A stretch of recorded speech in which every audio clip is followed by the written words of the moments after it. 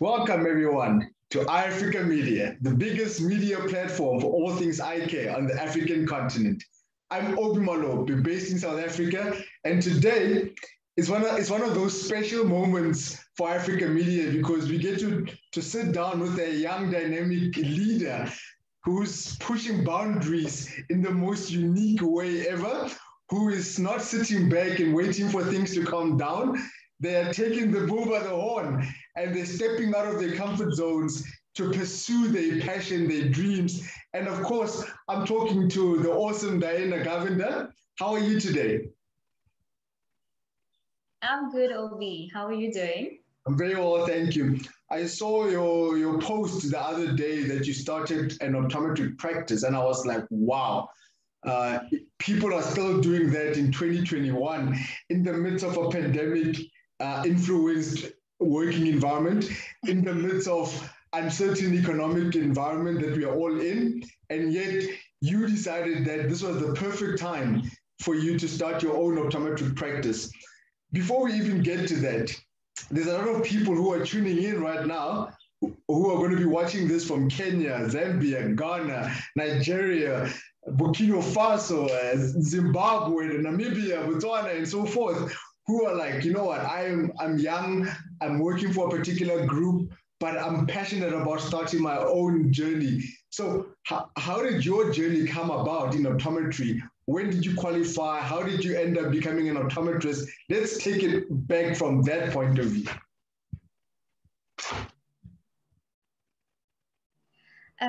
Okay, thank you for that, Obi. So I have always been interested in the healthcare and medical fields. I shadowed a lot of healthcare professionals before deciding to pursue optometry. And I found optometry very interesting. I really enjoyed the flexibility of being in a clinical role as well as an entrepreneurial one. So this has been a goal for a very long time. I studied optometry at the University of KwaZulu-Natal in Durban. And well, optometry was tough, but very interesting. And you know, we were very fortunate to have such amazing lecturers. You know, they've really gone above and beyond to prepare us for practicing in the real world. Of course, there's a lot of things that you only learn through practicing, you know, through private practice. But I felt that my time at UKZN has really prepared me, and I really enjoy what I do. And you know, I'm still learning and growing every day, and I think that's what it's all really about. Wow. That is, you said something very, very powerful. You said that you spend time shadowing other leaders. Did you do that whilst you were still studying or after you qualified? No, I did that straight out of high school before deciding which career path to pursue. So I went to hospitals and I shadowed different healthcare professionals. And then I made the decision to get into the optometry field. Wow. Now I understand why I could resonate with your story, because in my matric year, years ago, I thought I was going to play soccer for all my life. And then I got a massive, unfortunate injury. And that the doctors told me that unfortunately I'll never be able to play sports again. And then I had to sit with the decision as to what's the next step for me. And I was actually in that position where I was frustrated, nervous, and scared about what the future looks like now that I can't play soccer anymore. And I did exactly what you did. I did it whilst I was in matric. I spent 2 weeks with a dentist, 2 weeks with a pharmacist, 2 weeks with a doctor, 2 weeks with an optometrist, and 2 weeks with a physiotherapist.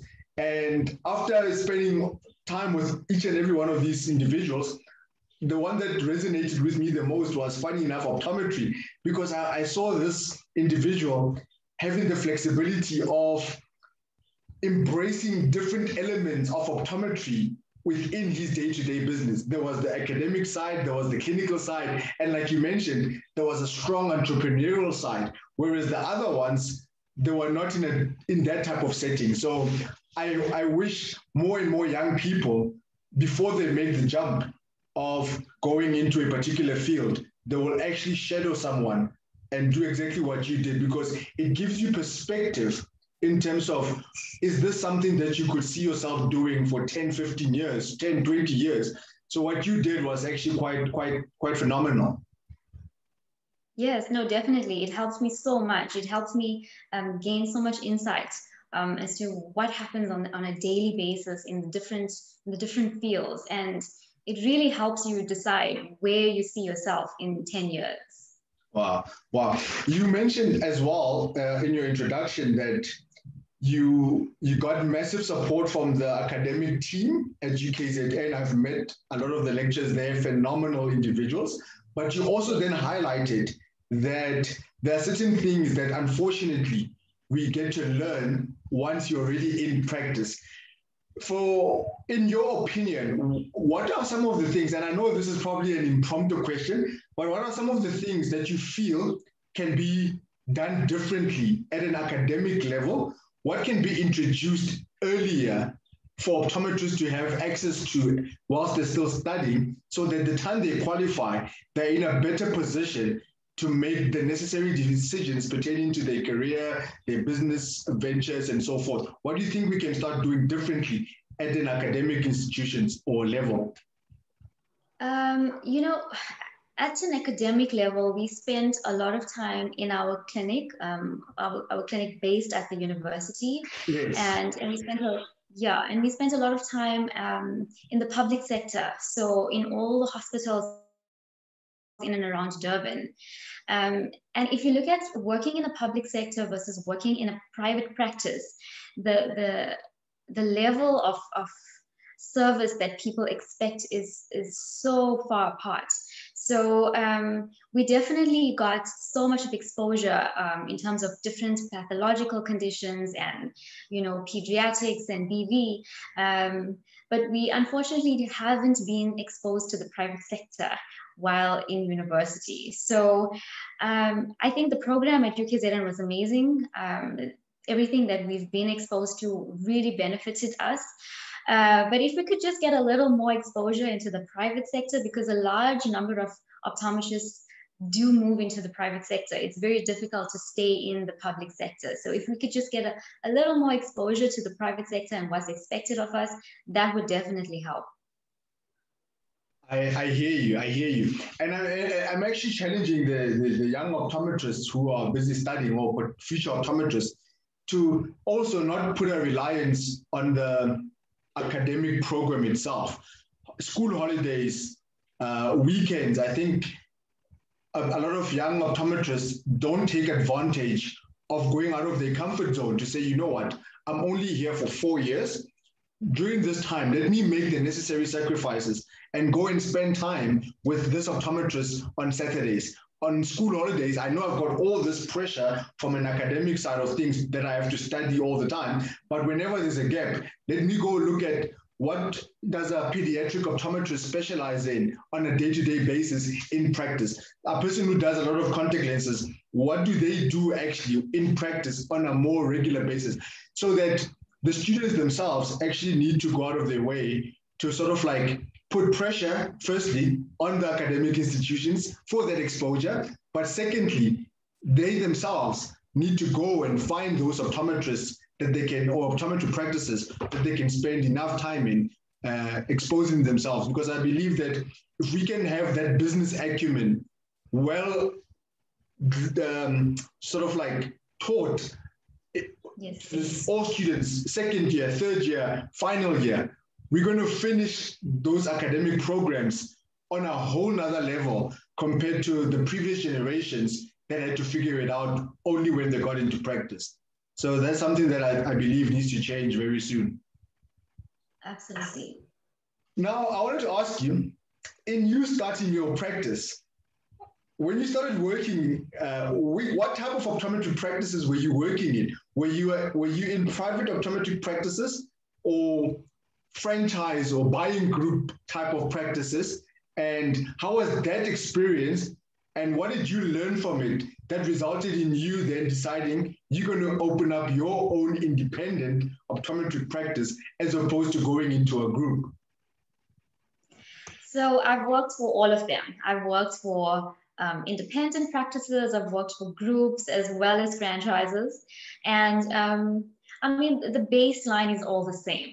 It's just I decided to go into an independent practice because I just feel like my creativity and my intellectual property is all my own, and I'm not really restricted in the ways that you would be in a franchise. And I know that's very, very vague, but um, I just felt that what I brought to an optometry practice um, is just so much more in terms of my creativity and the way I reach out to patients. So even while working in franchises or in groups, my patients would find me on social media, for example, and send me direct messages and have, send me questions about aftercare, whether it's reservations about an ocular surgery coming up, or advice on spectacals and basic eye care stuff. And I find that it's so important to adapt to our forever changing environment. Patients are almost more comfortable communicating online instead of coming over now to the practice and making appointments. And when you work in a what can I say, a franchise or in a group, you are restricted in certain ways on how you communicate and how you conduct yourself. And you have to get patients to come into the practice, and you have to do a consultation, and you have to bill accordingly. Whereas if you are an independent practice, you have the flexibility to handle your patients and to handle aftercare, and you just have so much more freedom to do what you love doing. If that makes sense. Wow. I like your perspective. It's very different from sort of like the other type of responses that I've received when you talk to people. So clearly that meant a lot for you in terms of you being able to bring your uniqueness into something that you love doing the most. So in terms of you then opening up your practice, what is the name of your practice? The name of my practice is Vision Optometry. Please, you have to tell us about that name. What inspired the name? How did you come about? Because obviously, like you mentioned, the aspect of creativity, that is so creative, but people are going to be wondering why that particular name. Yeah, so I have plans to expand, of course, and I think Vision describes me the most and describes my plans for the future the most. I've been speaking to people from so many different backgrounds and people who are involved in so many different things. For example, I've been speaking to an owner of not an owner, rather, I've been speaking to people who do shooting as a sport, and they have inquired about safety spectacles and spectacles to help them see better at night and protect them at the same time, and something that's going to help them with depth perception and stereopsis. And I've also been communicating with the labs, and there's actually apparently a new lens launching soon, and I'm just waiting on my lab to give me more information about that. And then I've been speaking to people who are in industry that are looking for safety spectacles that they don't have to wear over their prescriptions, spectacles that are going to help them in low light conditions. And I really want to just expand the field of optometry and try to make people as comfortable as they can be doing the things that they love doing. And safety spectacles is quite common, but in all my years of optometry, I've never really been approached by a gun owner and someone who says to me, I'm looking for special glasses that's going to help me in my shooting range. And then I've had people asking me for specific types of frames because of facial deformities. And that's also something that I really want to look into in the future. So I'm trying to be innovative. I'm trying to be creative, and I'm just trying to give everyone comfortable vision and just help them in any way that I can. Wow, that is that is so. It's like your vision is clear. Is this something that that this vision of what you want to do and what you want to achieve, was it something that you had whilst you were still working for other people? And I would love to get to know more about the process, about what, like, the urgency in you leading or going after your vision, the drive, the motivation, the work ethic, the determination of you say, you know what, this is what's in my heart, and this is what I'm going to do to go after it. What are some of those challenges that you experienced along the way? Was it easy to just start up your own practice? Was it, what are some of the obstacles that you had to overcome in you then going after this vision that you had? So yeah, this has been a plan for me for a while. I'm usually a very cautious person though, so I'm not one to just jump in and take that big jump, not knowing whether I'm going to fly or fall. But it obviously took a lot of years of practicing, and I felt ready. Well, I feel ready. So I decided to make the big jump, remove the safety net, and it's honestly so liberating to have done it. There are always going to be challenges. I mean, I'm often questioned about, like you said, why do something like this now in 2021, living through a global pandemic and everything that comes with it. And I always tell myself that there will always be challenges no matter what you do. So it's just important to remember why we're doing what we're doing. And I take all the challenges as part of the journey, and I try to trust the process. And so far it's been working in my favor. So I'm very grateful. Wow, that is incredible. I wanted to ask you about support. There's a young person who's going to be watching this and thinking, to start up a brand new practice, because you didn't buy an existing practice. You started a practice from scratch, correct? Yes. So that comes with, there's no patient database. Was there where your practice is located, there had never been any eye care services being provided in that particular community, correct? So you not in the specific center, no. So you're starting from scratch. There's obviously issues with like your lease agreements, your equipment, the type of diagnostic equipment that you're going to be having, the technology, the innovation, the staff, the practice aesthetics. There's so much that goes into setting up or starting. The young person who's watching you and is like, you know what, I don't want to buy an existing practice. I'm more for starting on my own. What are some of the things that they need to be aware of that perhaps you only discovered whilst you were in the process of getting started, that, you know what, I need to be aware of that. I need to be aware of that. I need to be aware of that.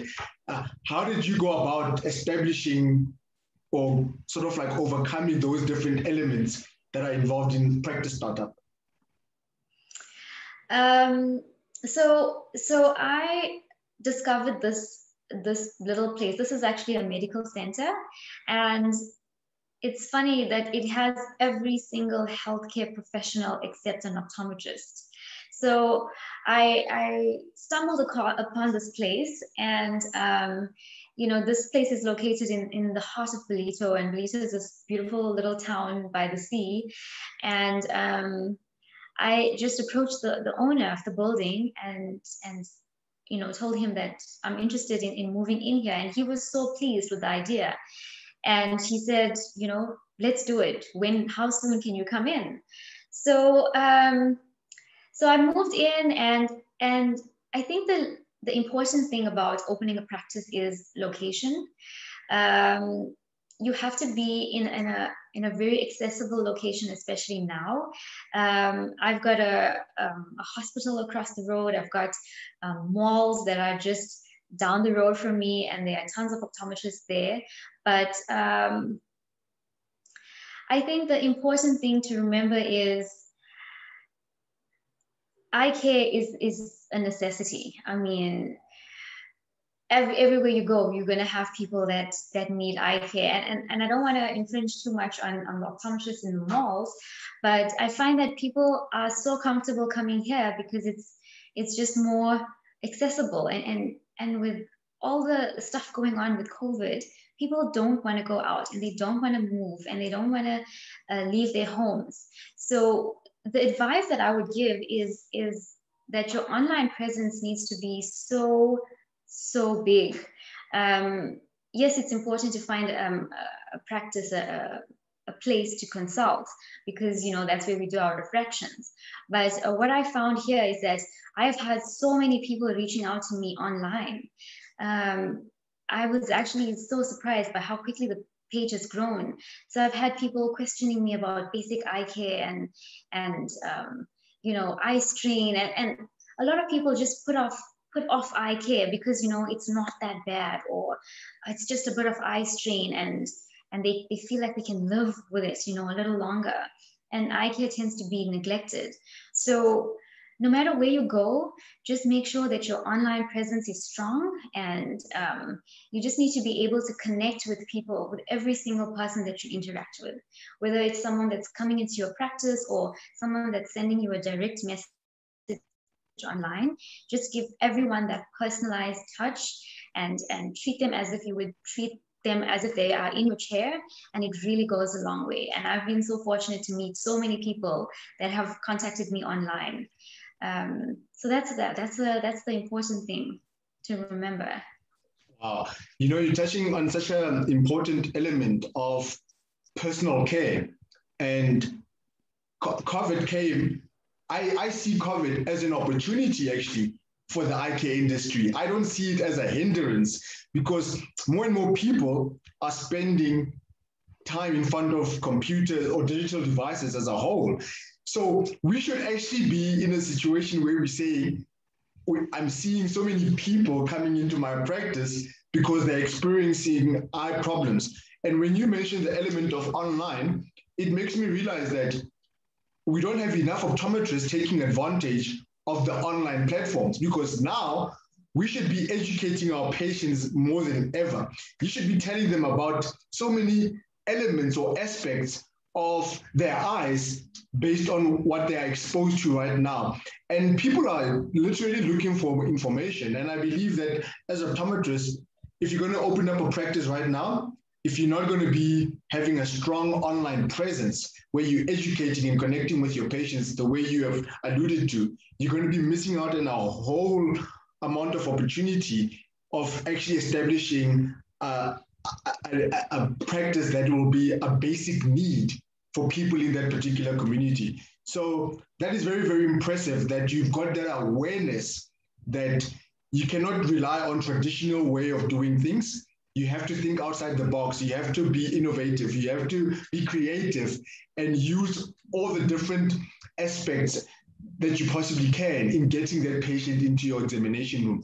So the question then becomes, how important is it for us to then build those relationships, not only with patients, but with other healthcare providers?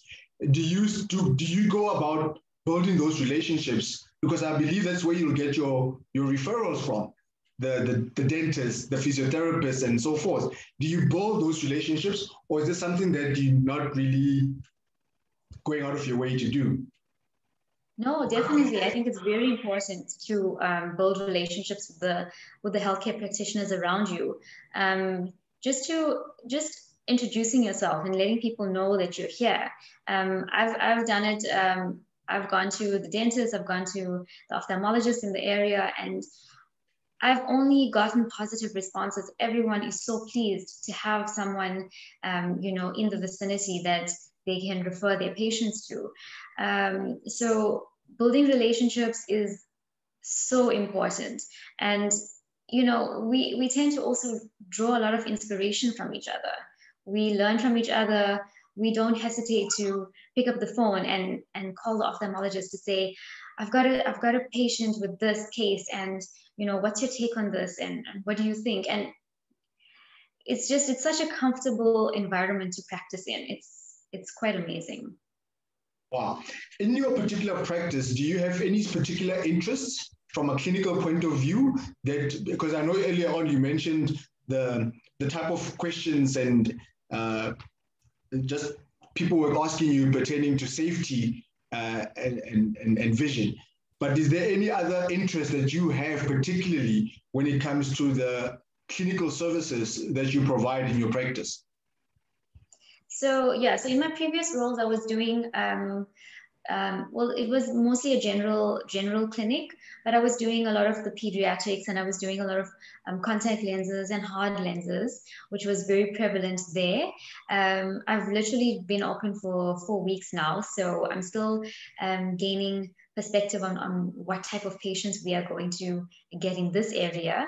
But yeah, contact lenses are something that I'm very interested in, and I've been practicing with hard lenses and those kinds of things for a long time now. And also, yeah, pediatrics are something that I'm very interested in as well. So I've been seeing a lot of kids, and it's quite difficult to work with kids sometimes. You have to give them that extra attention, and you have to be extra patient, but I really enjoy it. Wow. Where do you see yourself in the next 10 years or 5 years? Where is Daina Govender? Where is practice in the next 5 to 10 years? Well, like I said, I'm hoping to be to give all those people that came to me with requests and questions, I'm hoping to now be running smoothly in the services that I provide for the special requests for different types of frames. I'm hoping to now open my own line of frames and cater for the people that can't really fit into a normal frame. So I gave you the example of facial deformities before, and it's quite difficult. I've had patients with facial deformities, and it's so difficult to get spectacles that fit them. So yeah, I'm just trying to reach out and to try to give everybody a fair shot at good eye care and good vision. Wow. You're so passionate. You know, it comes across just how you respond to questions. You're so passionate. And I think that's what the industry needs right now. It requires more and more leaders who see a gap in the market, who see the need for eye care in the various communities, and who are willing to step out of their comfort zones to go and implement the necessary services within those communities so that people can get quality eye care services that they desperately need. So thank you very much for this. We are rooting for you. We are rooting for you. You know, it's a bold move that you have done. If there's any way that Africa Media can support you in whichever way, do let us know, because at the end of the day, for optometry or eye care to grow to the next level, it's going to require all of us to work together, to collaborate, to partner up, to support each other more than anything else. I believe that we've got a wealth of knowledge of people who have established incredible practices over the years in different provinces in South Africa, different countries. And I think we need to bridge the gap between those practices that have been around 50, 60 years with the new upcoming practices that are starting now, and learn from one another, learn from those leaders who have built up incredible pediatric brands, incredible contact lens brands, so that the next generation of leaders like yourselves, who are going to take optometry to the next 50 years, would then be able to do it far quicker than what the previous generation did, simply because of we are working together, we are learning from one another. So I'm watching you, eh? I'm really, really watching you personally, and I can't wait to get down to Valito and just come and spend time in your practice, and it will be so awesome for people to come and see the wonderful work that you are doing. So yeah, thank you so much, Daina. We are really inspired by you, and we look forward to more conversations, more chats from you in the near future. Thank you so much, Obi. And thank you for inviting me to your show. I mean, it's been an absolute pleasure speaking to you. I've been following your work as well, and I am a huge fan of everything that you do. No, thank you so much. Thank you so much. Until we speak again, take very, very good care. Where can people catch you online? For those people that want to follow you online, where can people connect with you online? So you can just follow my social pages. It's Innovision Optometry. For now, I'm mostly on Facebook and Instagram. So Innovision Optometry, and you will find me there. Absolutely fantastic. Everyone, that was another episode from My Africa Media. Make sure to connect with us as well on social media platforms. We are on LinkedIn, we are on Instagram, and of course, we are on Facebook. And do subscribe to the YouTube channel. We've got fantastic content that's on the channel.